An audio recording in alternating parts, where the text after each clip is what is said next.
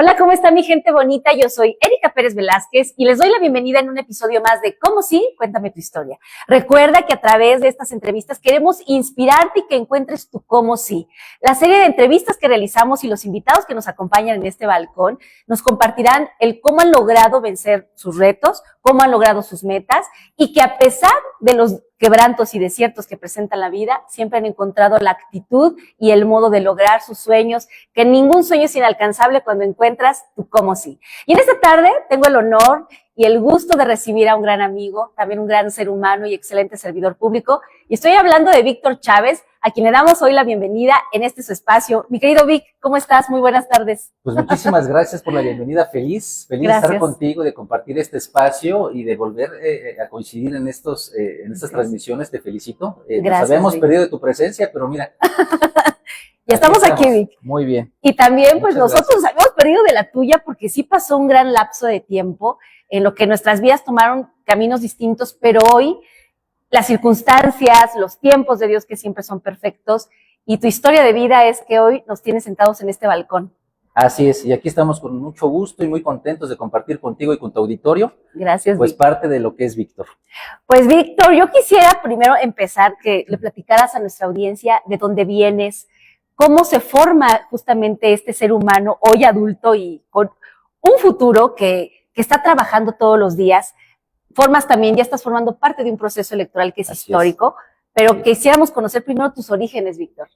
Bueno, pues mira, Víctor es mexicano, oriundo del Estado de México, de Toluca específicamente, hijo de Alfonso, abogado, hijo de Livia, ama de casa y comerciante, y ambos vienen de familia de labradores, así lo decía el Quijote. Okay. Entonces, pues tuve la fortuna de que cuando estaba más niño y en mis vacaciones, pues mi papá nos mandaban con los abuelos, y con los abuelos pues conocí mucho de las actividades y oficios que se generan en el campo. Okay. Y eso también me permitió ser muy sensible y valorar lo que mis padres con mucho esfuerzo pues nos daban a mis hermanos y a tu servidor.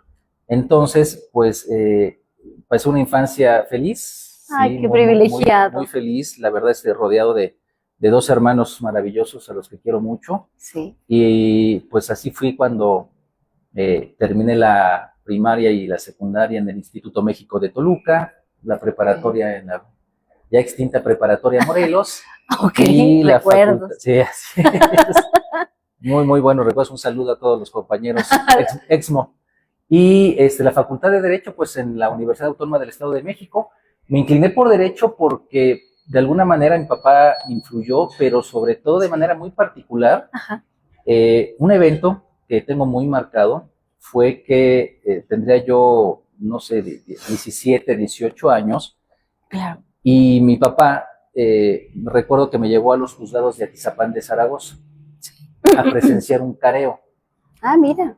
Entonces era un careo entre dos personas, mujer y hombre, pero la dinámica del careo, el ver cómo se desenvolvían, cómo defendía cada una de las partes esa postura, ver la operatividad del juzgado, que era pues muchos trabajos muy artesanales, porque era con máquina, sí, de esas máquinas de escribir, de tecla, de que le recorrías el rollo y te equivocabas y empieza de nuevo. Es. Entonces esa parte me llamó mucho la atención, me gustó y la verdad es que me atrapó. Sí, en algún momento pensé estudiar ingeniería mecánica. Ay, no me digas pero eso. Pues las matemáticas no fueron como que mi fuerte, pero siempre me llamó la atención también la maquinaria, la herramienta y demás. Pero después de ese suceso, la verdad es que me atrapó y me incliné mucho por las ciencias sociales. Esto decir, porque el ver en la infancia los trabajadores del campo, los transportistas, los choferes que trasladan, que tienen con esfuerzos, se hacen de su camión para poder generar fletes y transportar pues, la mercancía de un punto de la República a otro. Y eso me hizo identificar las desigualdades que había en nuestro país.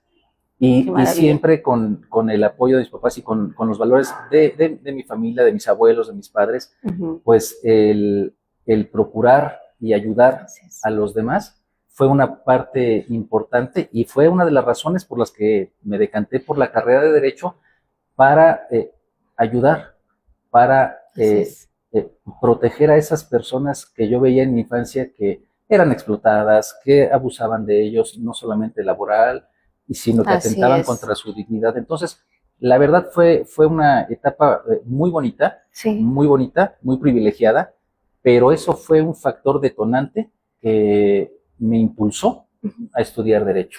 Platícanos un poco justamente de tu relación con tu abuelo, porque vives en dos contextos, en las vacaciones con el abuelo en el campo, Así es. Con tus papás ya en la ciudad, todo un orden distinto, una manera de vivir diferente, de ver la vida distinto.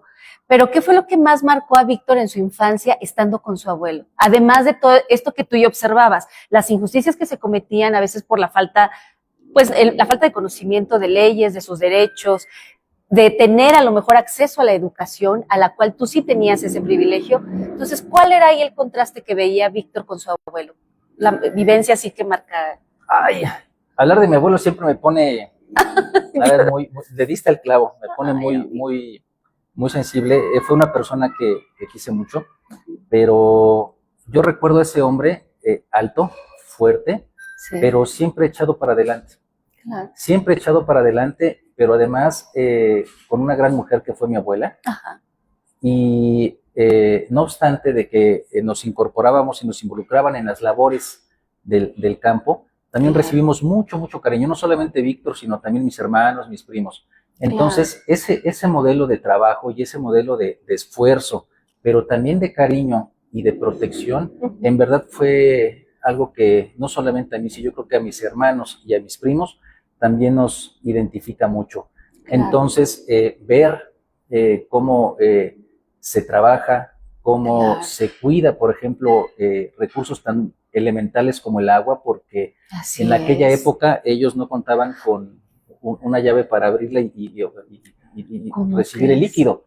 Tenían que... ¿sacar agua del pozo? Sacar agua del pozo, pero el pozo estaba casi a 2-3 kilómetros de la casa, entonces era pues preparar el caballo, preparar el burrito con sus castañas, entonces ve al agua, regresa, y entonces pues, la importancia de cuidar ese líquido vital era fundamental. Y esos usos de alguna manera los transmitieron a mis papás y mis papás a nosotros. Entonces, pues cuidar y ser racionales en el uso de lo que tenemos, pues también nos permite valorar lo que pues quienes crecimos también en la ciudad, que es muy fácil abrir la regadera y bañarse a todo dar.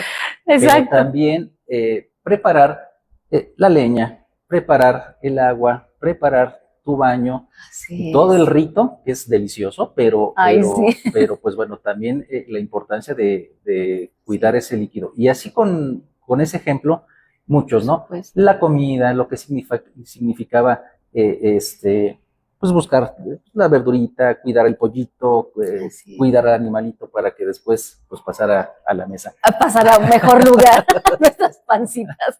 Así es. Entonces, pues todo ese contexto pues hizo de Víctor que identificara y que fuera más empático con muchos de los sectores. He sido una persona verdaderamente afortunada porque he tenido la oportunidad de encontrarme en esta vida con grandes personas, con grandes maestros. Entonces, eso me ha ayudado a poder equilibrar, valorar, pero sobre todo también identificar, pero entender los contextos en el ámbito rural y en el ámbito urbano. Porque aparte, en esta formación como abogado, pues no siempre te va a llegar personas que tengan cierto nivel económico, o sea, varía mucho la situación. Y entonces tú al conocer este otro lado de la moneda, como en un momento decía el Dalai Lama, es bueno conocer el lado A y el lado B. Así es. Y eso te forja justamente ese carácter y ese equilibrio y esa empatía. Cuando regresabas a la ciudad y nuevamente tomabas tu dinámica de siempre en la escuela, ¿había algún tema de incomodidad en algún punto?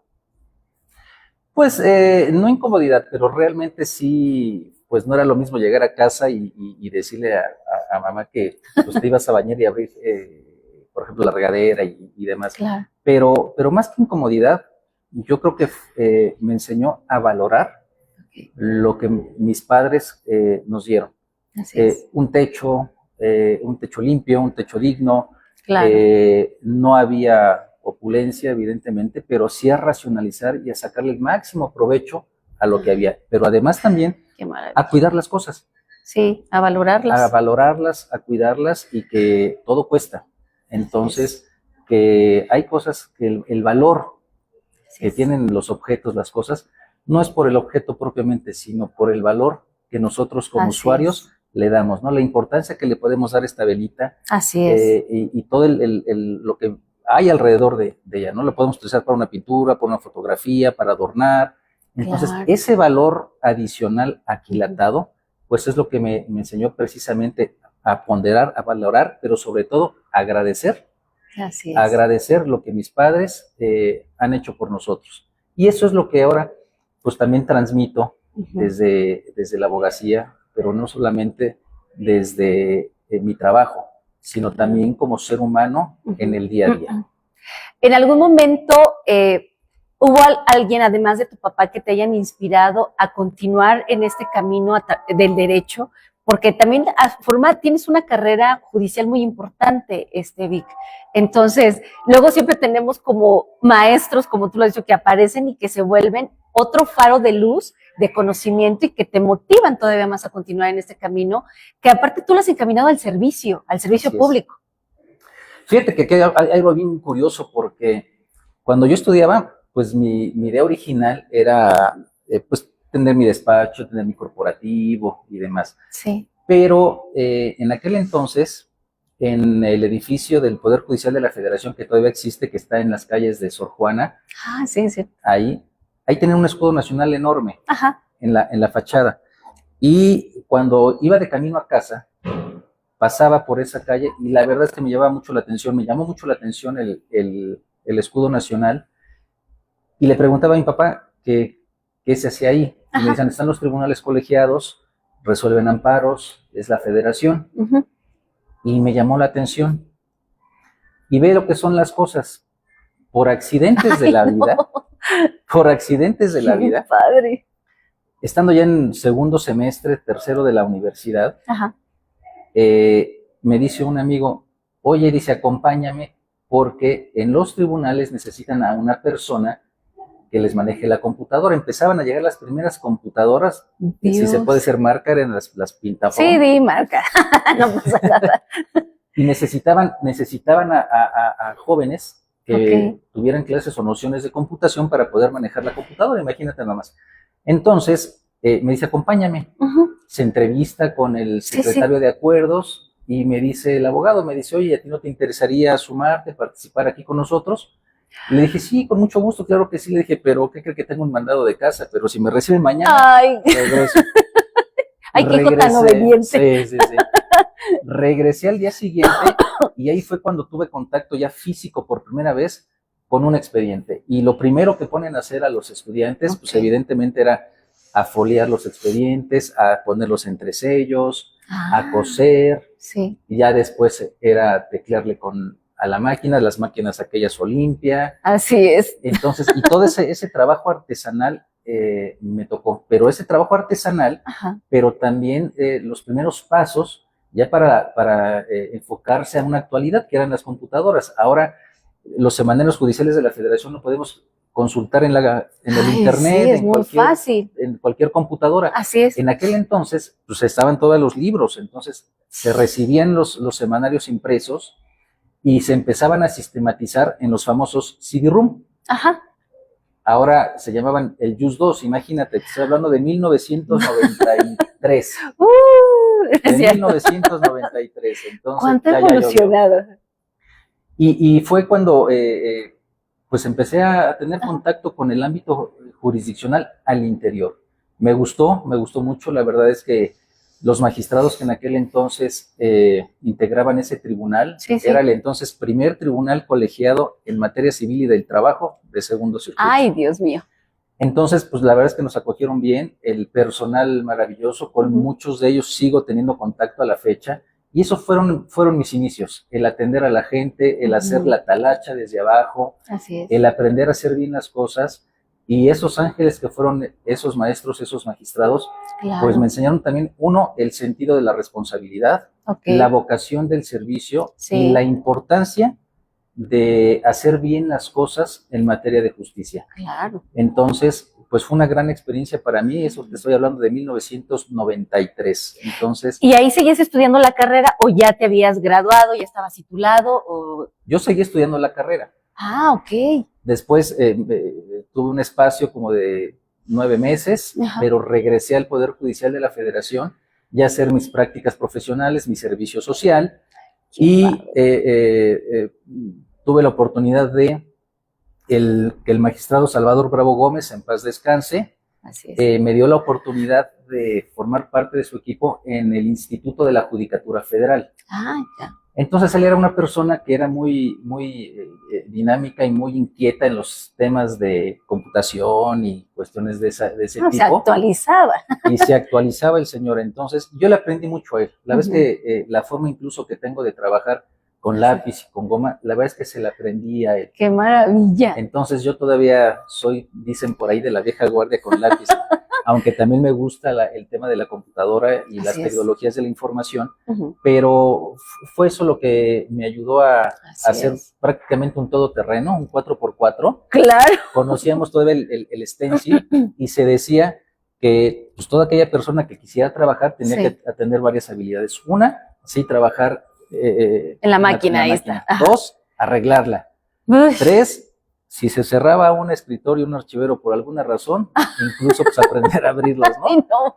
Entonces, pues bueno, pues, hoy al día pues es impensable. Los famosos stenciles, pues para nuestro auditorio que es más joven, pues eran unas máquinas enormes. Así es. Donde se hacía un formato. Así es. Y ese formato, pues, se giraba con su tinta y salían todas las hojas, pues, literalmente eran los machotes para ponerle fecha y algunos datos mínimos, ¿no? Entonces, pues desde ahí empecé y evidentemente también me tocó la evolución y la incorporación de las computadoras con aquellas máquinas de punto que se veían. Así. Y tenían además sus costillitas con circulitos aquí al lado, ¿no? Entonces, pues era un rollo estarle ahí metiendo. No, güey, y usaban fax. Y además había fax, entonces, bueno, oye, toda esa parte me tocó y me acuerdo mucho que el magistrado con el que trabajaba me decía, vente, te voy a dictar. Entonces ya llegaba Víctor con la máquina y un montón de hojas y taca, taca, taca, taca, taca, taca, taca, taca, taca, ¡ting! Oye, las faltas de ortografía. Pues el trabajo tenía que ser muy pulcro. Híjole, Dios mío, entonces tú debes de tener una ortografía, pero perfecta. Pues intento, pero mira, como no había margen para el error, la exigencia era mayor y entonces, en consecuencia, el trabajo tenía que ser así, limpio y pulcro.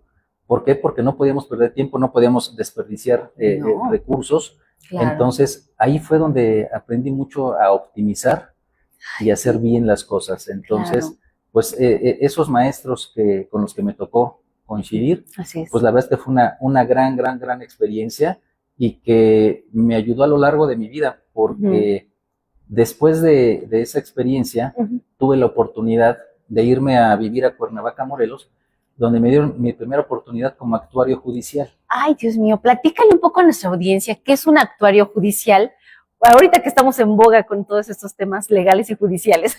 Pues mira, ahorita que estamos en el ambiente de elecciones judiciales, para el auditorio que no sepa qué es un actuario judicial, es el funcionario que tiene como responsabilidad comunicar y transmitir las decisiones que los titulares de los órganos jurisdiccionales emiten y transmitírsela al justiciable, al testigo. Es el medio de comunicación entre el órgano jurisdiccional y el justiciable. Y para ciertas diligencias es el representante del juez en la calle. Lleva la autoridad del titular, lleva la autoridad del órgano jurisdiccional en el acto de la notificación, en el acto de la ejecución, en el acto de la búsqueda. Entonces, es un papel muy importante el del actuario judicial, porque además tiene fe pública.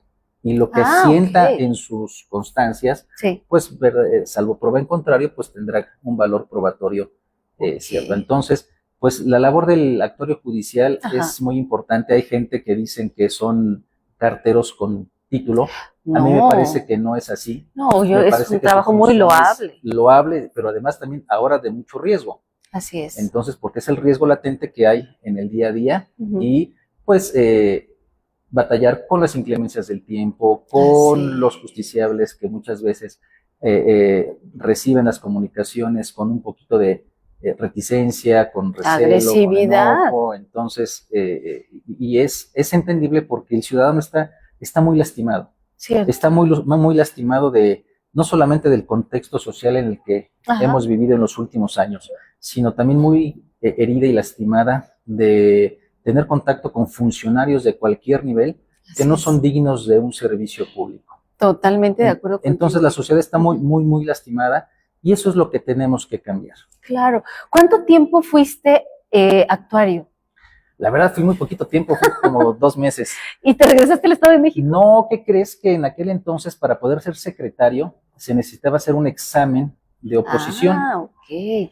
Y tuve la fortuna de que la juez que era titular en aquel momento me propusiera para ser secretario.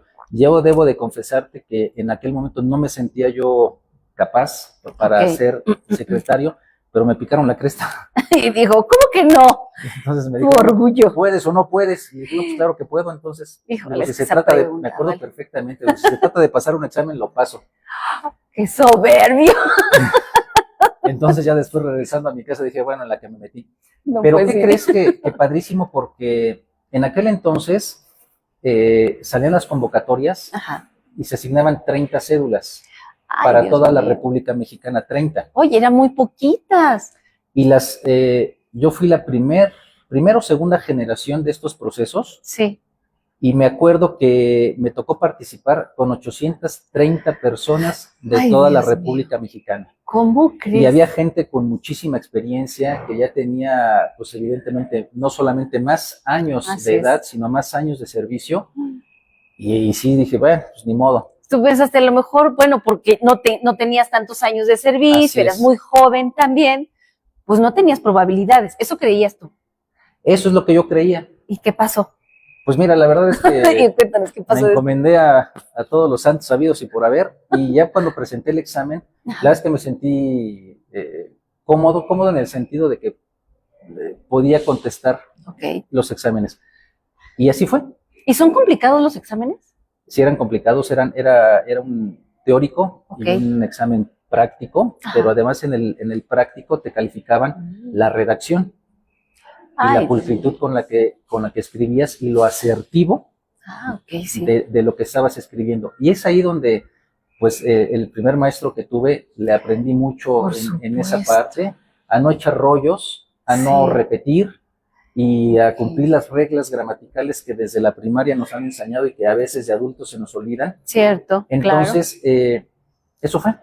Y la pulcritud de tu trabajo también, o sea, cumplías todo y sin saberlo te fueron entrenando para ese examen, para ese lugar. No me había dado cuenta hasta que estuve sentado en ese escritorio, contestando el examen, y pues la verdad es que fue muy bonito porque al tercer día le hablaron a mi titular para decirle que había pasado, pero sobre todo también la calificación. Dios mío. Entonces, la verdad fue un gran impulso para mí, que también le estoy muy agradecido a esa persona, porque me dijo, ya viste que sí puedes, que lo puedes conseguir y que lo puedes lograr. Dice, tuviste las 5 mejores calificaciones de 830 personas. Imagínate, ¿cuál fue tu promedio? Digo, si se puede saber. Fue en aquel entonces 97. ¿Cómo crees, Vic? Fue de 97 contra de 830 y la verdad, pues mira, fue un gran impulso y un gran aprendizaje, y fue mi primera experiencia como secretario de juzgado en un juzgado mixto en la ciudad de Cuernavaca, Morelos, donde se veían asuntos de toda naturaleza, laborales, agrarios, penales, civiles. Claro, sí. Entonces, estar fuera de casa con esa experiencia, la verdad, como persona, también me forjó mucho. Y qué satisfacción tan bonita. En ese momento, bueno, perdón la pregunta, ¿era soltero, casado? Soltero. Soltero, casado, que es... Lo que pasa es que no había tiempo. Las cargas laborales y el compromiso que se tiene con el servicio de administración de justicia es mucho más cuando trabajas en materia penal, que los tiempos siempre son muy rápidos y hay que atenderlos en tiempo y forma. Entonces, la verdad es que había muy poco tiempo para las actividades sociales y para el descanso. Sí nos daban nuestras escapadas, desde luego, porque se requiere. Claro, se requiere por es salud necesario. física y mental. Así es. Pero, pues, cuando había oportunidad, o era descansar un poco o pues, regresar a Toluca a visitar con la familia y que nos consintieran en casa un poquito, Ay, ¿no? sí, exacto.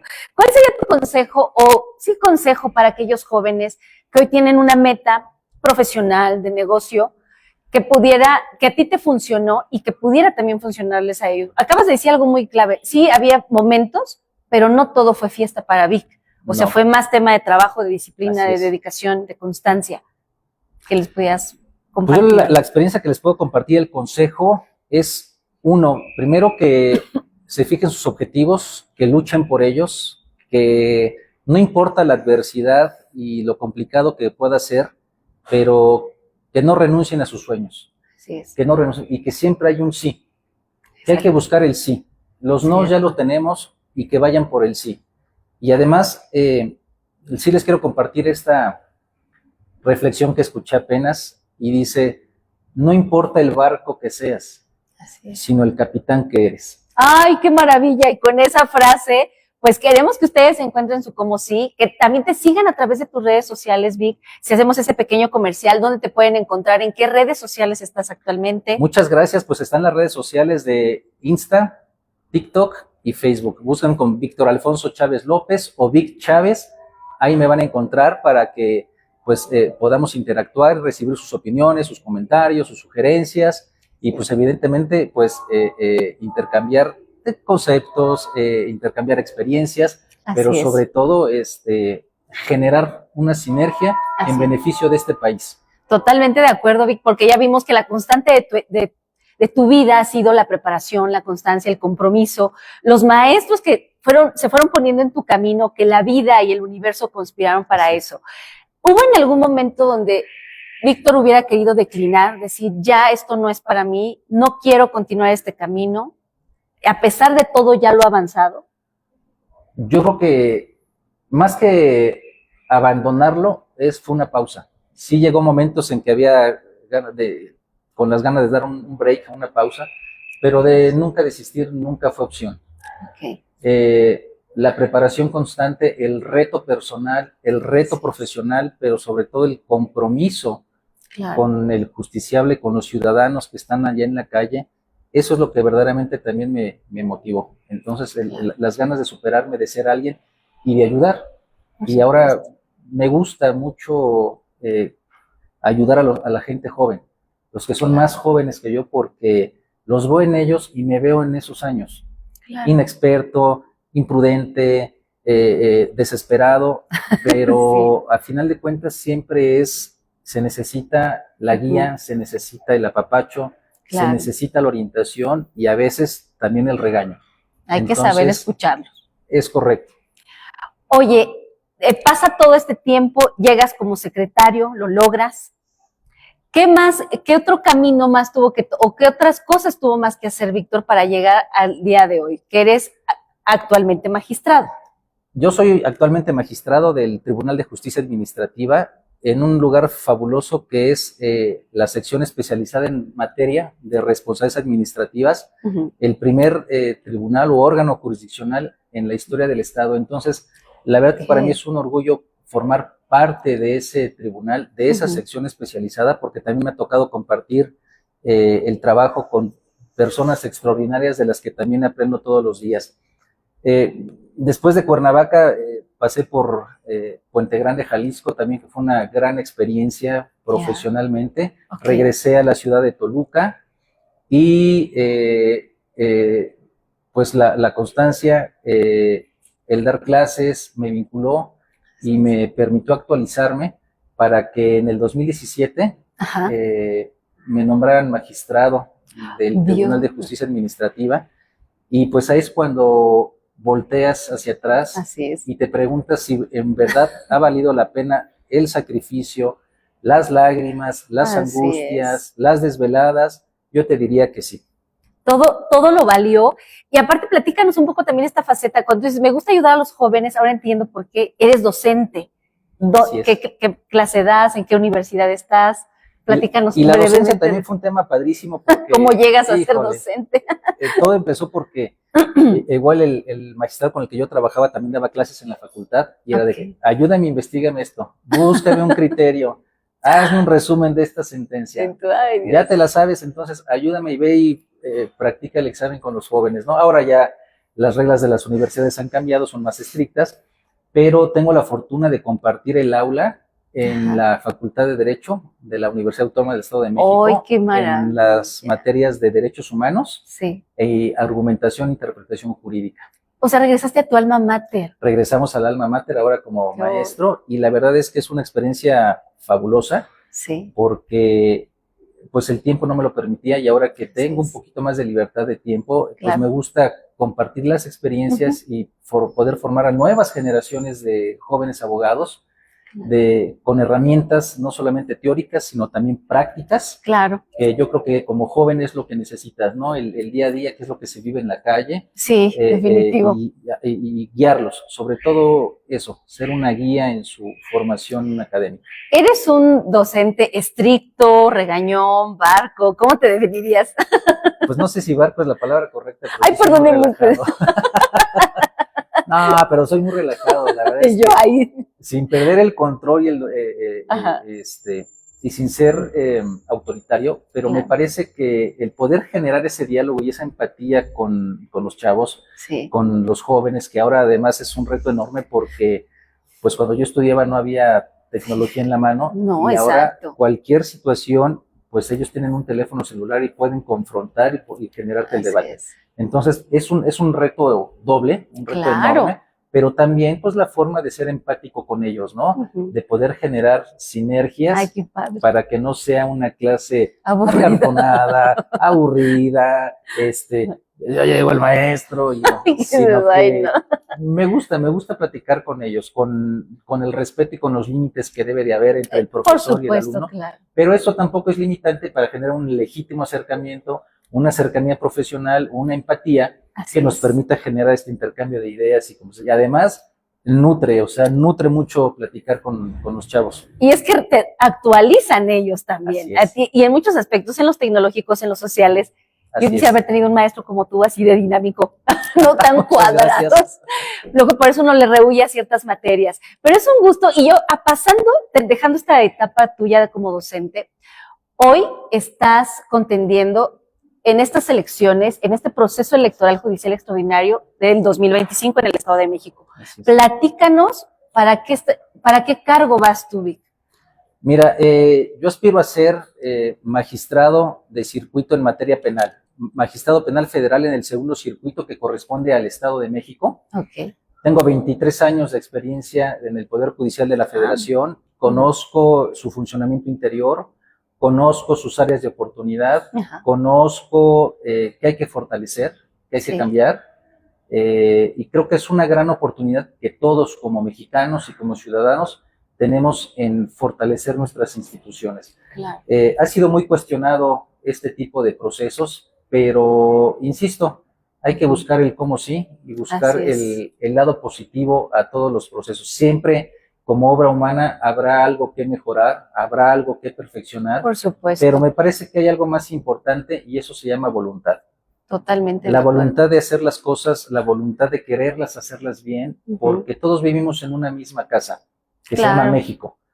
Entonces, nos importa lo que hacen nuestras autoridades, pero sobre todo debemos ser sensibles y conscientes de cuál es el papel y cómo impactan las sentencias de los juzgadores en la vida cotidiana de cada uno de nosotros.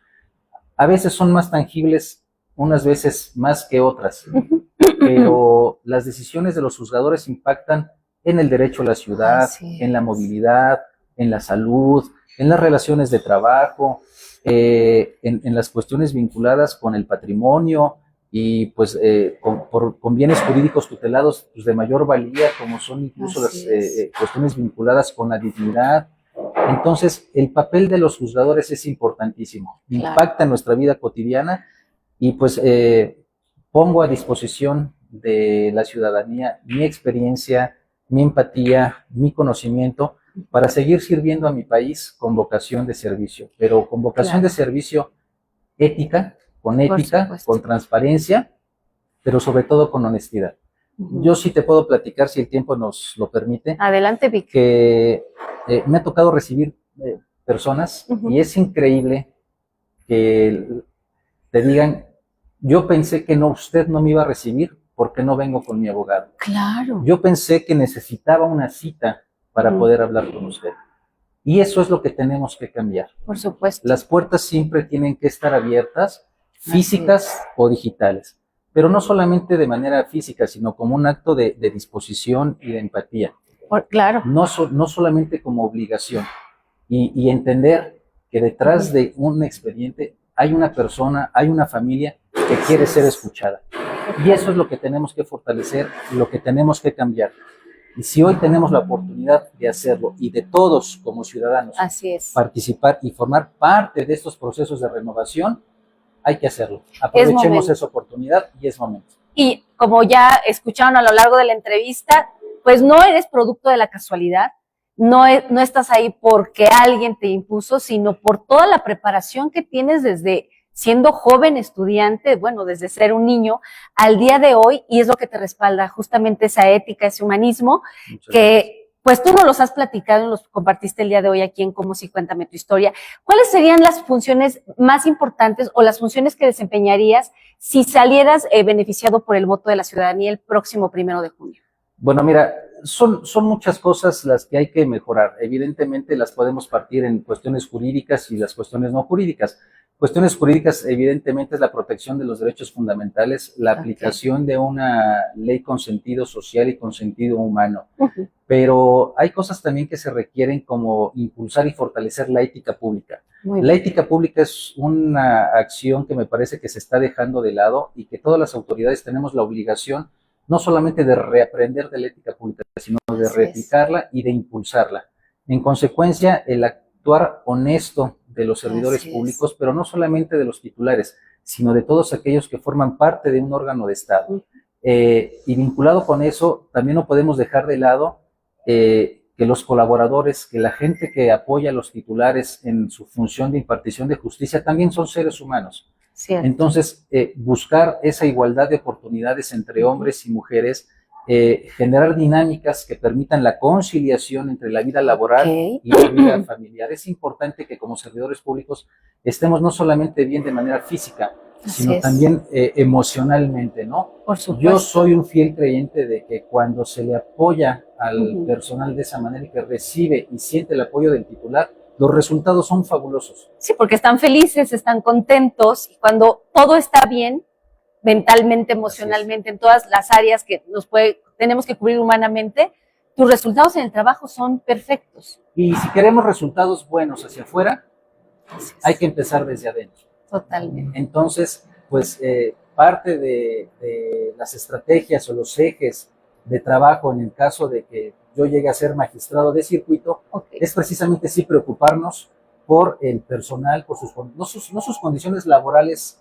materiales, sino también cuidar los valores de su familia, de su salud, de su integridad, y para eso podemos apoyarnos con las tecnologías de la información. Yo tengo la fortuna de trabajar en verdad con mujeres, y en verdad es fabuloso, es una experiencia excepcional, con todo respeto a mis amigas que colaboran conmigo en la ponencia. Claro. Pero yo creo que las tecnologías de la información permiten no solamente acercarnos y mejorar la comunicación, sino optimizar nuestro quehacer diario.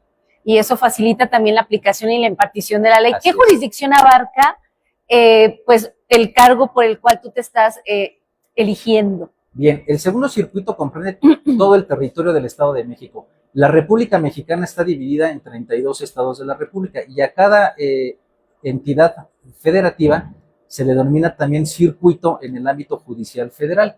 En el caso del Estado de México le corresponde el segundo circuito. ¿Qué quiere decir? Que todos los asuntos penales que estén vinculados con los juicios de amparo, pues tendrán que caer en los tribunales colegiados de circuito en materia penal. Entonces, ahí es donde, pues Víctor, estará si así ocurre el 1 de junio, si así lo disponen. Si así lo disponen. Oye, veo que hay boletas y que cada boleta tiene un color, tienen un número. me gustaría que le platicaras justamente a nuestra audiencia cómo es el proceso y cuál es el color que tú estás representando y el número, cómo podrían hacerlo. Claro que sí. Ha generado un poco de inquietudes este tema de las boletas y de los colores, pero en realidad no es tan complicado. Vamos a recibir 6 boletas para poder elegir a nuestros juzgadores federales y 4 boletas para elegir a nuestros juzgadores locales. De las boletas federales, lo primero que tienen que hacer es identificar la boleta color rosita. Y ahí en esa boleta rosita que dice magistrados de circuito, marcar el número 17. Y con eso podrán poder recibir su voto si así ustedes lo disponen. Y esto va a ser el próximo 1 de junio. Ya estamos a la vuelta, es el 1 de junio. Así es. Un ejercicio inédito. Entonces, pues me parece que es una gran oportunidad para votar, para salir. Así y pues invitar al auditorio a que salga ese día 1 de junio a votar por quien ustedes quieran. A votar, pero salir a votar y hacer parte de este ejercicio. Pero en la boleta rosa de magistrados de circuito poner el número 17 que corresponde a Chávez López Víctor Alfonso. ¿Y cómo dice tu eslogan? ¿Ya te la? Y ya te la, Chávez. Vamos terminando esta entrevista, mi querido Vic. La verdad, Gracias. Te queremos agradecer que nos hayas abierto parte de tu vida contando y compartiendo con nuestra audiencia, que es la comunidad de la inspiración, que sirva tu historia para motivar y que haya servidores públicos que vienen detrás siguiendo los pasos de ustedes, los que ya con la experiencia y todo, pues están abriendo camino y nuevas brechas. Entonces, pues estén pendientes, gracias. Pero vamos a cerrar la entrevista con un ping pong. Te voy a decir una palabra y lo primero que te venga a la cabeza será Muy lo bien. primero que tú me digas. Está bien. ¿Listos? Ponte listo. Familia, Es todo. amor, Todos lo necesitamos. libertad, Falta mucho por hacer. color favorito, El azul. rosa, Vota 17. equipo de fútbol favorito, En fútbol soccer, el Toluca. En fútbol americano, los Raiders. reggaetón, No es mi género favorito. esposa, Un gran pilar. hijos, Motor. amigos, Familia. justicia, Hay que trabajar y construir día a día para conseguirla. 1 de junio. Salgan a votar y vota rosa, vota 17. Pues muchísimas gracias, mi querido Vic. Ha sido un placer tenerte aquí en Cómo Sí, Cuéntame tu gracias. historia.